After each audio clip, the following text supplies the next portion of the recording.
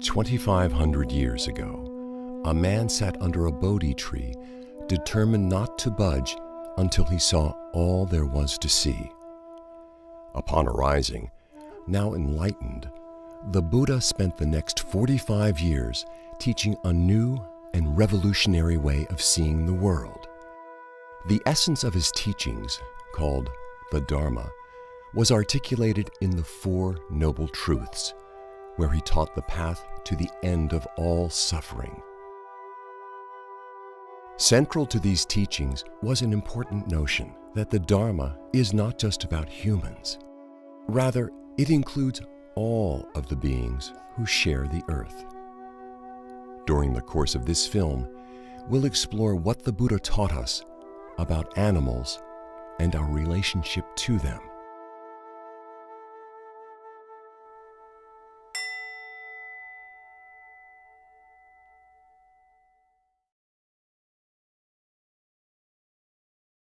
Most people raised in the West were taught that animals are very different from people. The food culture centers around eating animals. It's everywhere, in advertising, in restaurants, in the supermarket, and few people think twice before eating a hamburger or steak or a piece of chicken.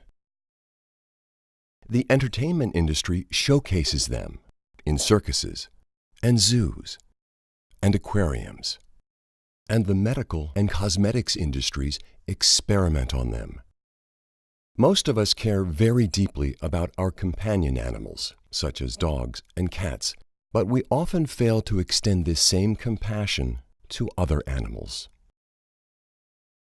Imagine instead a culture where animals are not harmed. When people are introduced to the Dharma, one of the first things they're taught is the first precept, cause no harm. And they're taught that this principle of non-harm extends not just to humans, but to all beings. Unlike in Western culture, where animals are kind of considered a separate, almost a separate form of life, and humans are considered very, very different, in Buddhism, we're all considered to be just a part of nature. And that we all have the same, we could say 5 aggregates. We're all made up of the same kinds of stuff. So there's not a hard and fast dividing line between humans on the one hand and the creatures on the other. That's why the first ethical precept in the Buddha's teachings is not to take the life of any living being. So I think that's the fundamental stance from the point of view of the Dharma. As a Buddhist, when you take refuge in Buddha, Dhamma, and Sangha, one of the principles that by taking refuge in Dhamma and Buddha is that not harming other beings, not causing harm to other beings. That is the number one key principles that you take by taking refuge in Buddha, Dhamma, and Sangha. When I'm asked what's the major factor of Buddhism, I will say ahimsa. And ahimsa means non-harming. And in what I've learned of Buddhism, the non-harming is of ourselves, of others, including animals, and of the environment. Those 3 things are the 3 things that I see, at least our tradition, try to deal with all the time. To live lightly on the land. And that would certainly include not taking the life of another, not stealing their life, and also what their bodies were made of. So the teaching is really, not to do any harm. That's the first precept, not to kill, or sometimes it's translated as harm living beings. And it's partly to do with a sense of compassion for the animal, a sense of recognizing that animals suffer. There's also, you might say, a more transcendent view of it, that, according to the Dharma, we take rebirth. And it might be that some of the animals that we are killing were once human beings, or hopefully we're moving up the strata. So I think it's basically seeing his teaching as a whole and putting all animals within that process of liberation. I'm lucky in a sense I've taken the precepts in all three traditions. I'm a joint monk now in the Tibetan tradition and the Soto Zen tradition. But in my early days I trained in a Theravada tradition and spent a short time as a Theravada monk. So I've taken the precepts in all three traditions. In the early tradition of Theravada, the first precept was translated to me as Panatipada Varamani Sikapadang Samadhyami. I undertake the rule of training to refrain from causing injury to living things. That's all living things. That's how it was taught to me. And that's how I teach people. All living things. So we refrain from harming them. That's the same in the Tibetan tradition, because in the Tibetan tradition, the Vinaya is based on the early Patimokkha tradition anyway, so the precepts are more or less the same. The difference comes in the Zen tradition, where the first precept just says, do not kill. And this means do not kill the Buddha. Do not kill the Buddha mind, if you like. Do not do anything that hampers the growth and movement and flow of the Buddha mind, the Buddha nature, the Dharmakaya. So obviously the eating of animals and the interfering with the animal kingdom, exploiting it, does affect that precept, does block that flow, does get in the way of the flow of the Buddha mind, of the Dharmakaya. So the first precept, not to cause any injury to any living thing, means any living thing. You know, it's interesting to me because the suttas on one hand are very clear about non-harming. And when they talk about beings, it's all beings, it's sentient beings. Included in the first precept of non-harming is to not take life. So that seems fairly clear to me that the Buddha was intending us to include in our field of metta or loving kindness all kinds of beings, from the smallest to the largest, the two-legged, the four-legged, the many-legged. So that's really how I hold it, and certainly how I try to live my life. And I don't claim to be perfect. There are challenging situations about that. But the first precept of non-harming is really very dear to my heart, both as an attitude towards, you know, people that I meet, certainly, but as I said, to all beings, and really acknowledging that to each being, their life is precious. To practice compassion, to practice loving friendliness, metta, to appreciate, to develop appreciative joy of life. We always say we abstain from killing, one of the 5 precepts. So this precept applies to everybody. Buddhism has 2 main branches, Mahayana and Theravada. In both lineages, the Buddha talks about our relationship to animals and the fundamental question of the morality of eating them. In the Mahayana scriptures, the Buddha is unequivocal, addressing the subject in detail in the Lankavatara Sutra. For innumerable reasons, the Bodhisattva, whose nature is compassion, is not to eat any meat. Thus, Mahamati, whenever there is the evolution of living beings, let people cherish the thought of kinship with them, and thinking that all beings are to be loved as if they were an only child, let them refrain from eating meat. If, Mahamati, meat is not eaten by anybody for any reason, there will be no destroyer of life. Thus, Mahamati, meat eating I have not permitted to anyone. I do not permit, I will not permit. There are many different quotes of the Parasist Buddha talking about different lives and not eating meat. One of the very strong statement that Buddha had is, I condemn meat eating in all means. I have never approved of meat eating.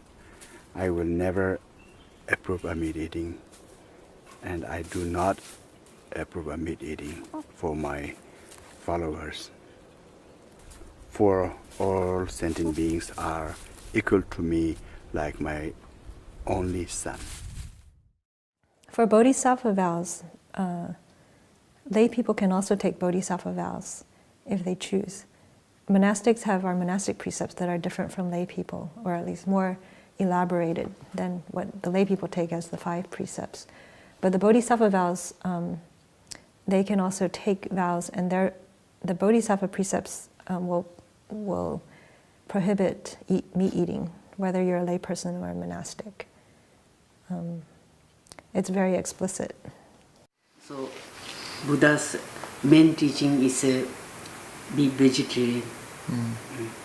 Main teaching is don't kill animal, don't kill human body, don't kill animals,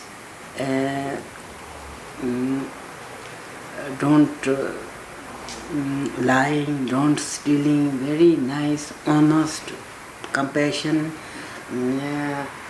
for other to take care, for how is I can do other to benefit. Only these things remember, he said. The Buddha also addresses the subject of eating animal products in the Surangama Sutra. Bhikshus who do not wear silk, leather boots, furs, or down from this country, or consume milk, cream, or butter, can truly transcend this world. In the Theravadan scriptures, only a few passages address the subject of eating meat.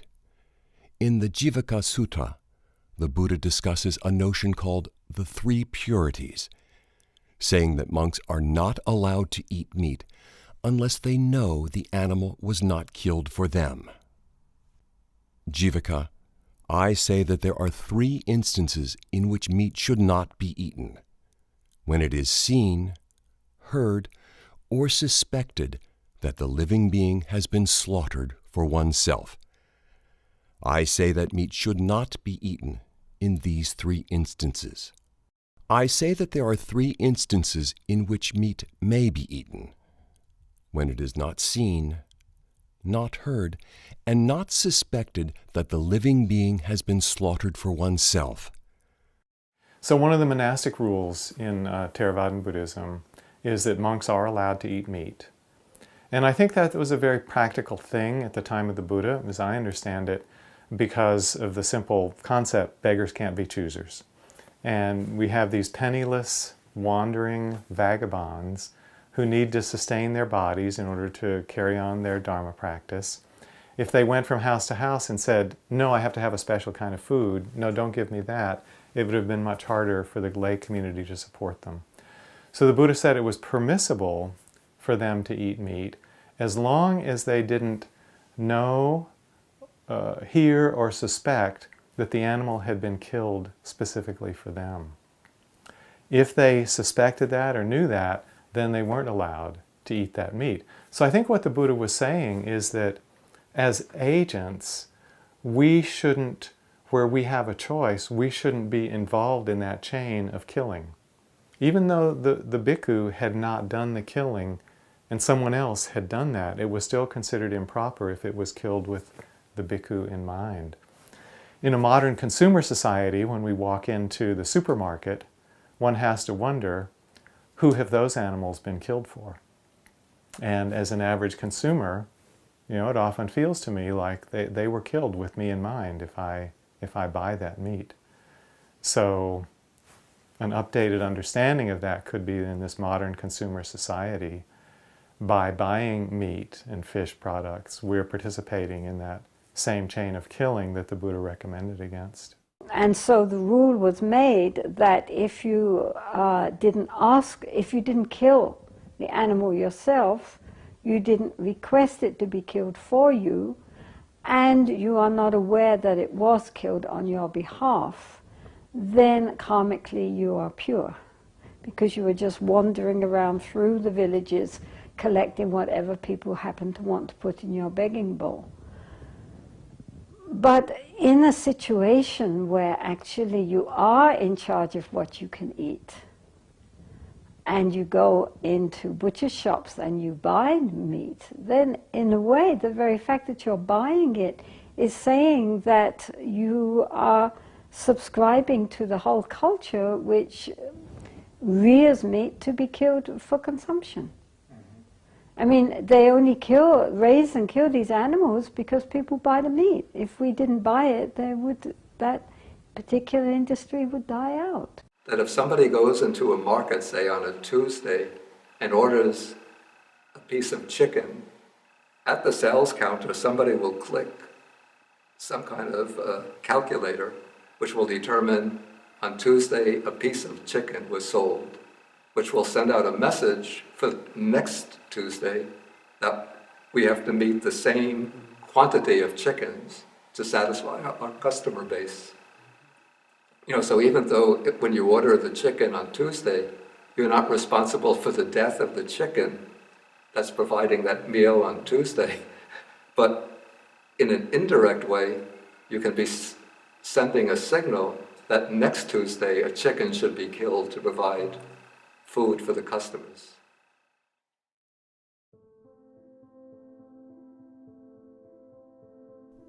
Many people who have not spent time with animals don't realize just how much like us they are. They're smart, sensitive, emotional, and it doesn't take long to realize that every animal has his own unique personality. However, despite their being sensitive, we often treat animals with extreme insensitivity, even cruelty.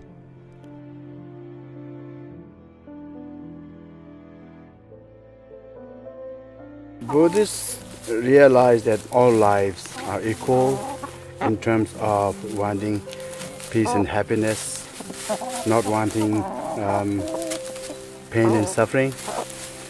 We are all same sentient being, just we have a different form of life, but in terms of living the life is same, human or the animal, and same desire, same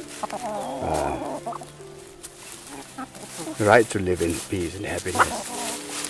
The Dharma relationship to animals, first and foremost, is the recognition that animals have consciousness, which means that they feel. Animals is like ourselves. They also appreciate the kindness. They also fear of death and avoid sufferings, and also desire for happiness. I think we are human beings. We understand what is suffering and what is happiness, and also we advance enough to understand that the other animals also have that feeling as well. You only have to live in a place like this where we see deer out the window and the mother deer with her little babies in the spring, and how tenderly she takes care of them and how much they look to their mother for safety and protection and follow her and feel safe with her, and to know that there's a bond there that's really precious for them. And in seeing that, it opens our hearts to that sense of connectedness. So I think just for people to broaden their understanding of animals and the animal experience is an important part of this consideration of choices in what we eat. These animals are sentient beings that live, have their lives. And so I want to be able to treat the animal world with great respect, with great kindness, and that they have just as much right to be here as any other being. For most of us, besides our companion animals, our main relationship to animals is the food we eat. Yet because the process of food production is hidden from sight, it's easy to avoid the connection between the food on our plates and the animal she once was.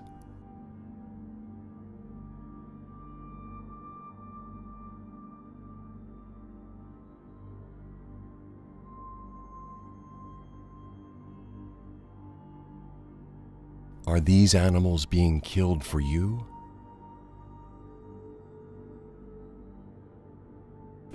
And normally people have no idea what animals go through.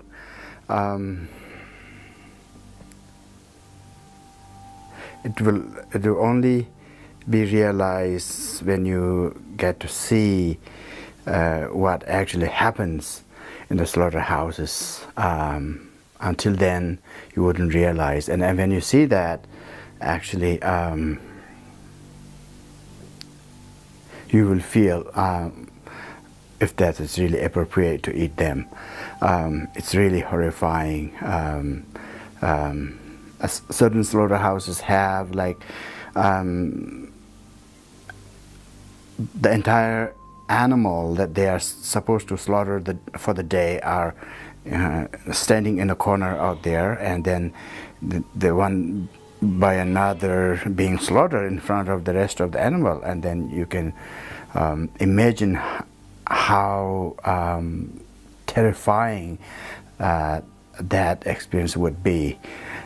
Just imagine yourself being out there, and all your friends and colleagues are being slaughtered, and you are in the line, just a step away from that terrifying thing.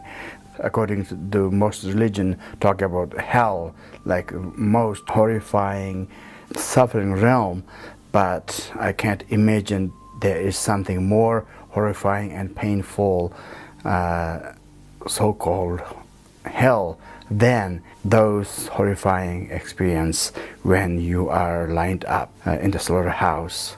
Just heartbreaking. So we need to actually see those things, so that how we humans are actually causing so much trouble to other fellow sentient beings. It's said that throughout the average lifespan of an American who lives to be maybe 75, he or she will be responsible for the deaths of 15,000 animals, from large to small, on an average American diet. So that's a lot of killing, that's a lot of karma to be responsible for. There's not so much separation. There's an apparent separation between us and other creatures, but actually when we become very sensitive, we can feel that when we see another being in suffering, that we feel the suffering too. So usually this is a very human response. You cannot bear to see an animal killed in front of you, or being, dying in front of you. Just as I wouldn't particularly like someone to kill and eat me, I don't think any being wants to be slaughtered and killed and eaten. And especially considering the manner in which animals are killed in this day and age, the terror and trauma that they go through in the process. How can we sit down and eat them? The Buddha really expressed his teaching, or reduced his teaching, in a very simple formula. He said, in the Pali, it's dukkha, dukkha, nirodha, it's 3 words. He said that he basically taught suffering, which means how it arises and all that, and the end of it, how we bring it to an end. Now, anybody in contact with suffering is moved by it. There's when we see somebody suffering or an animal suffering, there's a resonance in our own hearts which connects us with that suffering. We can call it a sorrow, and that sorrow drives us to try and do something about that person or that animal. I don't think that by my eating vegetarian or my becoming vegetarian, being vegetarian or my other people becoming vegetarian, the world will stop killing. No matter how many people become vegetarians, the world will not stop killing. But we can minimize the amount of animals raised in farms for killing. The number of animals slaughtered can come down if people become vegetarians. A lot of people pay attention to the precept about not taking a life, and that makes sense. That's kind of obvious. Almost every world religion has something about not killing, and there is no asterisk. It doesn't say humans. It says thou shalt not kill. Same with the Buddhist precepts. It doesn't say just humans. It says we shall not take breath away. We should not take a life.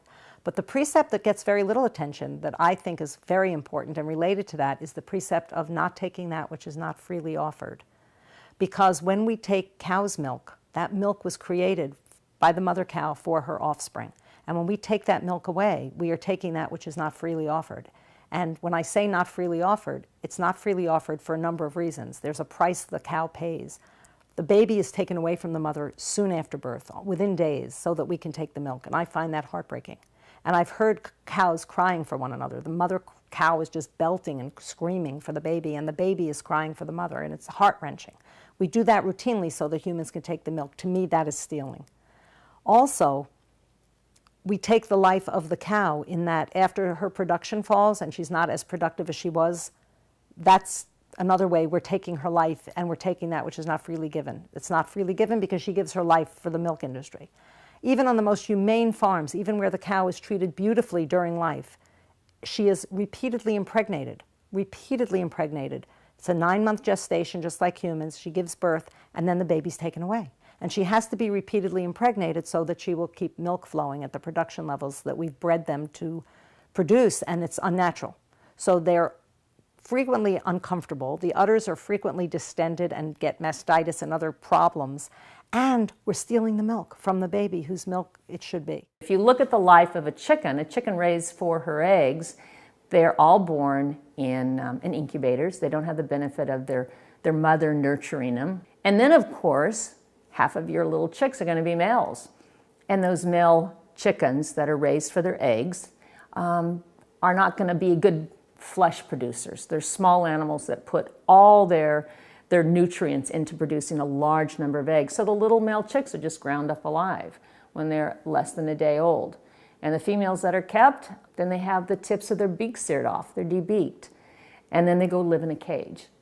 And that's where they stay for 1.5 years, 2 years. And after that, their egg production decreases, and so they're gassed or they're sent to slaughter. So whether it's a free-range farm, a cage-free farm, or a battery farm, chickens have a horrendous life. When everybody gets before King Yama after they've died and they start blaming each other. If you didn't want to eat it, I wouldn't kill it. And if you didn't kill it, I wouldn't sell it. And so we have the buyer, the seller, and the slaughterer all putting the blame on somebody else, when in fact, truly, it is interconnected. If you didn't have one, you wouldn't need the other. I see that argument as modern, but I also see it as ancient. If you care about suffering, if you care about your own suffering and the suffering of others, then you want to know what that person, that other being's experience is. And you don't want to turn away, right? You want to know. You want to know how am I acting? What am I doing that I may not have been aware of that's creating difficulty and suffering? I think that would be true for anyone who cared about suffering. And you don't have to look very far or hard to see the suffering that comes, obviously, from killing animals. In the Dharma, part of what we're encouraged and invited to do is to turn towards suffering and not avert ourselves or turn away. We want to see what's the cause of my suffering and what leads to the end of suffering.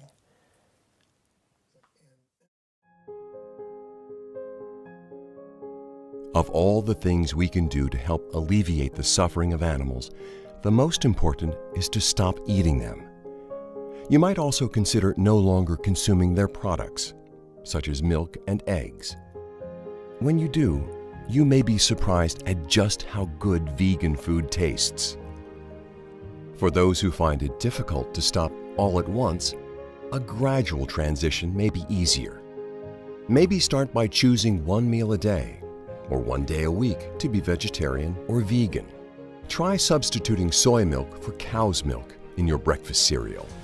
It just takes 1 second to decide stopping.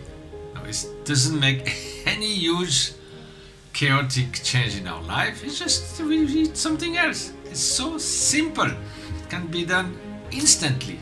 So less effort for the very big result, ethically, for the animals and other poor people, for the planet, for our own health. It seems that a sensible mind should say this is not an extremist perspective, this is the most reasonable and compassionate point of view. It's also about the environment that we need to protect. The environment not just about water and atmosphere, greenhouse, but it's also about forest, it's also about other form of life that we need to protect because it's an important ecosystem. So I think vegetarians is a very holistic approach that for us to embrace all that awareness and also the kindness and compassion practice are very much together in a very holistic way. The point with vegetarianism is that in this modern day and age where food is so easily obtained, there doesn't seem to me to be too much excuse to eat any kind of food which has caused pain to another being. I mean, it doesn't seem to fit in with our whole idea on compassion and bodhicitta. Previous to my monastic ordination, I was married and I had a child. I was once out with my son in his stroller. A lady came by and was admiring him and went for that typical pinch the chicks little movement and said something to the effect, "You're so cute I could eat you." And at that moment, it hit me like the proverbial ton of bricks that all the animals that are ever eaten are somebody's child. And I certainly didn't want my child eaten, even figuratively. So that was my transition from being a health-conscious vegetarian to an ethical vegetarian. How can we bring this compassion to all beings? Yes, we may not be able to do it all the time. We may inadvertently be causing harm, but how, again, as I came back earlier, to cause the least harm possible and to become educated, to become aware of what actually is here. In early days of my life, I was not a vegetarian. I ate all kind of meat. But later on, purely because of my conscience, I thought it would be much better if I become a vegetarian. I have seen animals being slaughtered. I have seen animals raised for meat in farms and so on. I have seen animals suffering. And therefore I felt a little guilty of eating meat. I have to, when people ask me to talk on Dhamma, I talk on metta, loving friendliness, meditation, also I teach. And when people ask questions about meat eating meat, this appears to me not compatible. Yes, I was a monk in South Korea back in the 80s, and it was in a monastery. When I got there, I realized that they were vegan, what we would call vegan. No meat, dairy, or eggs, no wool, silk, or leather, and it really deepened my commitment to being a vegan. The practice of plant-based eating had been going on for centuries, maybe for 700 years, and it was part of the practice of deepening meditation, the idea that it's difficult to go deep in meditation if I'm acting in ways that are not ethical, and harming other living beings disconnects me from the root of compassion and meditative equanimity. We're all raised in a society where we're forced to disconnect from our natural wisdom and compassion. If say I'm no eat meat 1 year I no eat meat, that's also good benefit. If say I'm 1 month no eating, that's also good. I'm not eating 1 day, also benefit. Then if completely whole life no eat, that's the best. When you do go vegan, not only will the animals thank you, so will your body. It's often easy to find products that are not tested on animals and do not contain animal ingredients.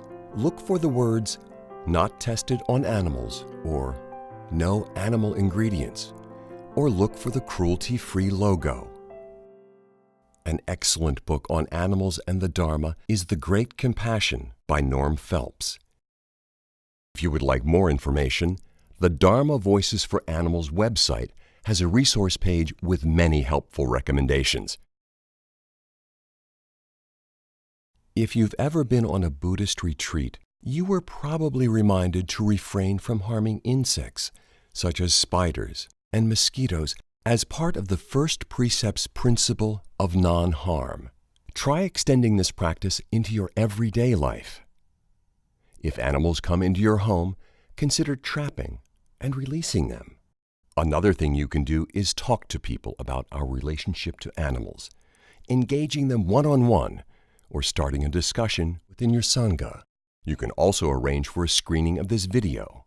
Talking with others about this issue is an opportunity to practice right speech. It's important to always be respectful and make it clear that you are not telling people what to do or judging them. Instead, you are simply asking them to consider this important issue. When people reach this point in their practice where they're investigating the question of vegetarianism or veganism, they really have to examine it from a lot of different alternatives. What foods are they familiar with? What foods are they comfortable with? What foods do they have access to on a daily basis that will really strengthen their body and support their health? It may take some time as they wrestle with the ethical question, as they experiment with their diet, to figure out what's going to feel best for them in the long run. I really think it's important for every practitioner to approach that in an open-ended and pressure-free way so they come to their own understanding about it. So I don't think from myself or my friends who are vegetarian that we have a judging attitude to people as they explore that. The choices we make about whether to eat animals or not is such an important decision, not only for the animals who suffer so terribly, but also for ourselves. The law of karma. Buddhists worldwide should be at the forefront of this discussion. And yet, it seems that no one is talking about this. I'm very grateful, though, to a number of Buddhist teachers around the world who have been recently identifying themselves as vegetarian or as vegan, and also sharing with their sanghas and with their with the folks in the retreat centers that it's the Buddhist teachings on non-harming and compassion which leads the teacher to deciding not to eat animals. As you know, it's very interesting. I have made a choice due to this, my own sense of the sensitivity of beings to try to cause the least harm and to not eat them. And actually, I don't even wear them. And I don't want to use any products that are part of them in there. But I also know, I wear these clothes, I use a phone, I drive a car, and it could be also part of exploitative labor. I mean, it's impossible, as I said earlier. It's impossible not to cause harm, but how can I cause the least harm? And let us make a conscious choice. So, my dear friends, sisters and brothers, colleagues in the Dharma world, I invite you to bring awareness and let your awareness in these teachings of the Dharma inform you. I've spent a lot of time trying to understand why it's so hard for people to become vegetarian.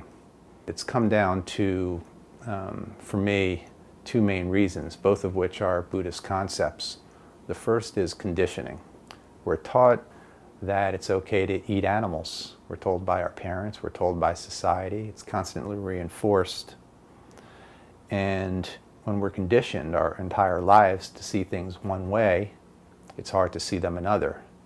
And this really goes to really Buddhist training, where we spend our time reconditioning ourselves. But it does start with an intent to recondition ourselves.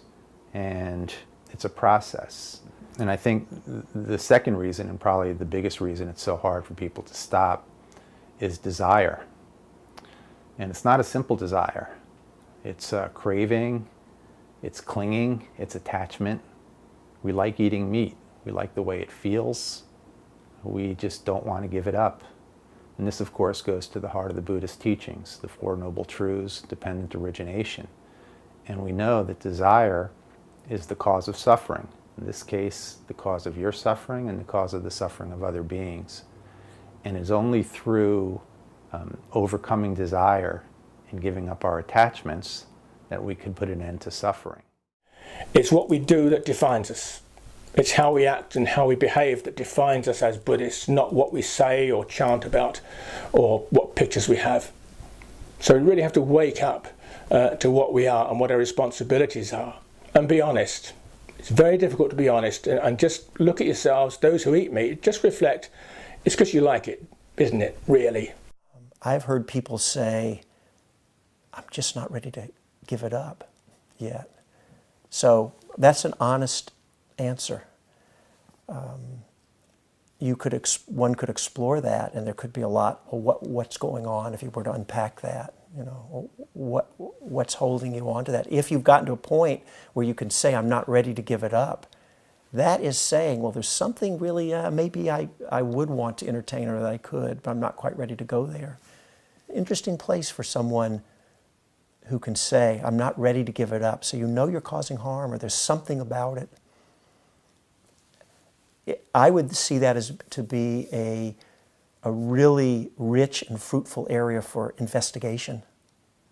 I think the only thing that I wish for within the Dharma community is not to push my ideas of veganism on you, but to investigate for yourself what is true. And to know that when you're eating a burger or meat, it's flesh and it's the skin of an animal, and let that not be denied. And so I don't want to be critical of my sisters and brothers in the Dharma, but I do wish for you all to look very closely at what actually it is that we're putting in our mouths. Our relationship to animals provides an excellent opportunity for developing our practice by being continually mindful of how our actions impact animals. We can cultivate compassion and non-harm and other wholesome Buddhist qualities. And it's always been my preference to be vegetarian since I became a Buddhist. Compassion is always defined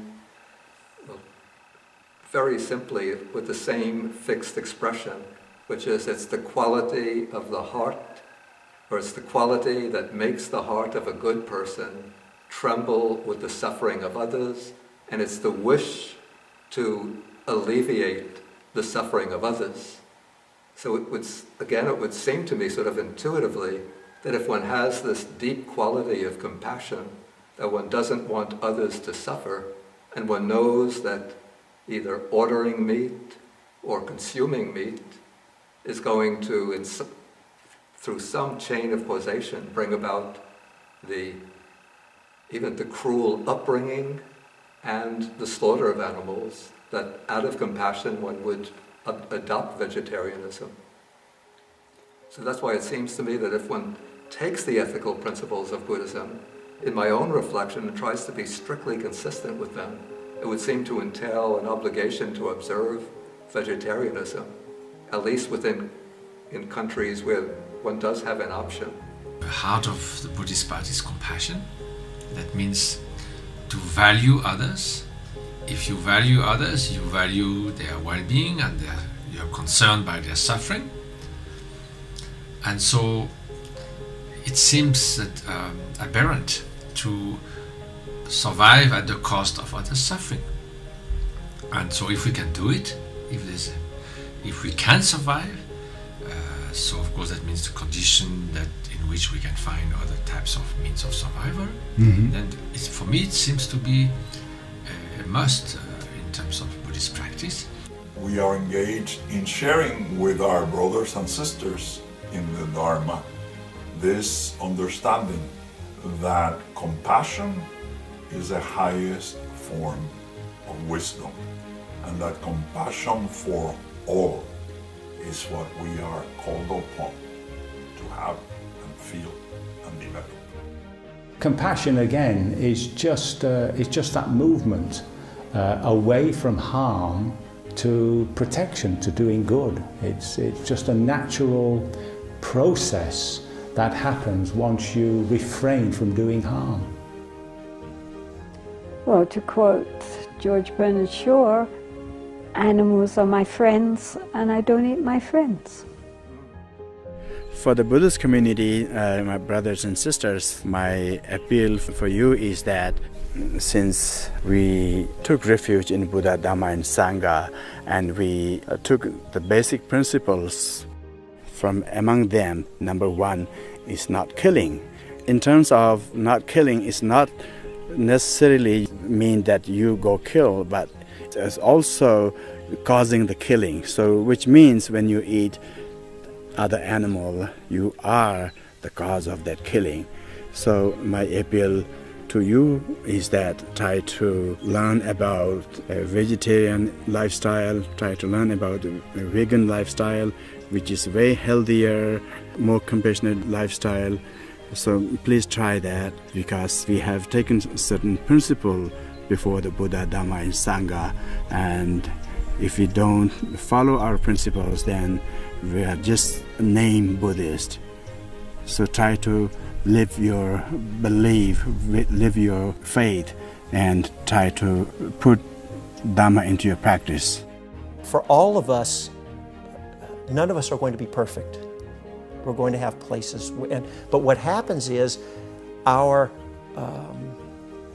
awareness and our deepening and our ability to actualize the first precept of non-harming, it grows as a fruit of all the other parts of Dharma practice that we're doing. So the basic sense of compassion is also explained in the Metta Sutta when the Buddha said, just as a mother protects with her life her child, her only child, so with a boundless heart should one care for all living beings. Just like us, animals want to live lives free of pain and suffering. And it is up to each of us to make choices that respect all of the creatures of the earth.